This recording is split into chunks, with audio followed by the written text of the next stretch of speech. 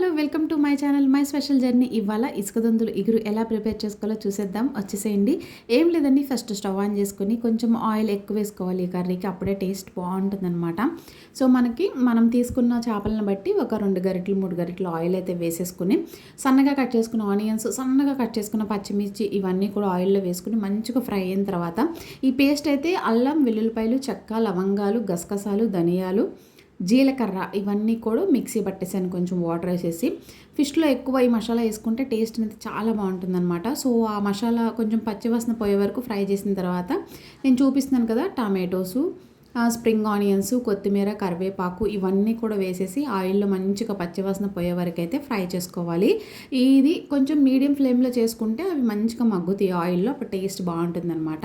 ఇప్పుడు సరిపడా ఉప్పు, కొంచెం పసుపు, మనం తీసుకున్న ఫిష్ని బట్టి ఒక 2 స్పూన్ల కారము అట్లా అవన్నీ కూడా వేసేసుకున్న తర్వాత ఇవన్నీ కూడా కొంచెం పచ్చివాసన పోయే వరకు సిమ్లో అయితే ఫ్రై చేసుకోవాలండి. ఇట్లా ఆయిల్ పైకి వచ్చిన తర్వాత ఇప్పుడు మనం శుభ్రంగా క్లీన్ చేసుకున్నాం ఇసుక దుంతలను అయితే వేసేస్తున్నాం. ఈ ఫిష్ అయితే సూపర్ ఉంటుందండి, ఇగురికైతే చాలా బాగుంటుంది. ఒక్కసారి ఎవరికైనా దీని టేస్ట్ తెలియకపోతే ట్రై చేసేసేయండి.